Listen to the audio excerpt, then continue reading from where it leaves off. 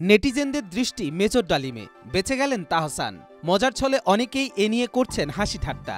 অভিনেতা ও উপস্থাপক জয় সোশ্যাল মিডিয়াকে খেলনা বললেন। তিনি বলেন, এই খেলাটি আপনিও খেলতে পারেন, একটি বিষয়কে আরেকটি বিষয় দিয়ে ঢেকে দিতে পারেন। এই খেলনার উপর এখন পুরো জাতি নির্ভরশীল। তবে এখন প্রশ্ন রয়েছে, হঠাৎ কেন বললেন এমন কথা? বর্তমান সময়ে সবচেয়ে আলোচিত বিয়ে গায়ক ও অভিনেতা তাহসানের বিয়ে, যা নিয়ে নেটিজেনদের যেন চর্চার শেষ নেই। তারা ব্যস্ত আছেন তাহসানের বউয়ের খুঁটিনাটি বিষয় নিয়ে, যেন বসেছেন রীতিমতো পোস্টমর্টামে। কোটি কোটি মানুষের ভালোবাসায় ফ্রিজ, টিভি এবং এসিতে দেশের ১ নম্বর ব্র্যান্ড ওয়ালটন। এরই মধ্যে আবার একজন নিজেকে রোজার প্রাক্তন বলে দাবি করেছেন। তিনি বলেন, তাহসানের জন্যই তাদের সম্পর্ক ভেঙে গিয়েছে। এ নিয়ে পুরো দমে গরম নেটপাড়া।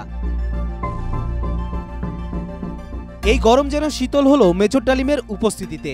যুক্তরাষ্ট্রে অবস্থানরত ইলিয়াস হোসেন জনসম্মুখে নিয়ে আসেন বহুল প্রত্যাশিত ব্যক্তিত্ব মেজর ডালিমকে, যা ইউটিউবে সরাসরি প্রকাশিত হয়।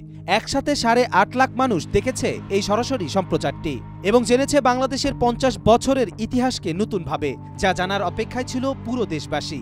আর এটি যেন মোড় ঘুরিয়ে দিয়েছে জাতির। তাই সবাই ব্যস্ত হয়ে পড়েছেন আবারও দেশ নিয়ে। জয় তার সামাজিক যোগাযোগ মাধ্যম ফেসবুকে স্ট্যাটাস দিয়ে বুঝাতে চেয়েছেন, নেটিজেনদের দৃষ্টি মেজর ডালিমের দিকে যাওয়ায় তাহসান যেন বেঁচে গেলেন। জয় তার স্ট্যাটাসে আরও বলেন, তাহসানের নতুন বউয়ের কার সঙ্গে আগে সম্পর্ক ছিল এটা এখন সামনে তুলে আনা বিকৃত রুচির পরিচয়। তিনি আরও বলেন, কারো জীবনসঙ্গী কেমন হবে তা সৃষ্টিকর্তার সিদ্ধান্ত, কিন্তু আমরা ছোট বিষয় নিয়ে জীবনের অধিকাংশ সময় পার করে দেই। সামাজিক যোগাযোগ মাধ্যম যখন গরম, ঠিক তখনই তাহসান নববধূকে নিয়ে উড়াল দিয়েছেন মালদ্বীপের উদ্দেশ্যে। ৩-৪ দিন সূর্যময় দ্বীপরাজ্যে কাটাবেন তাদের মধুচন্দ্রিমার বিশেষ মুহূর্তগুলো। মিথিলার সাথে সম্পর্ক শেষ হবার ৭ বছরের মাথায় আবারও বেছে নিলেন জীবনসঙ্গী। কবির চৌধুরী, জয়, মাই টিভি।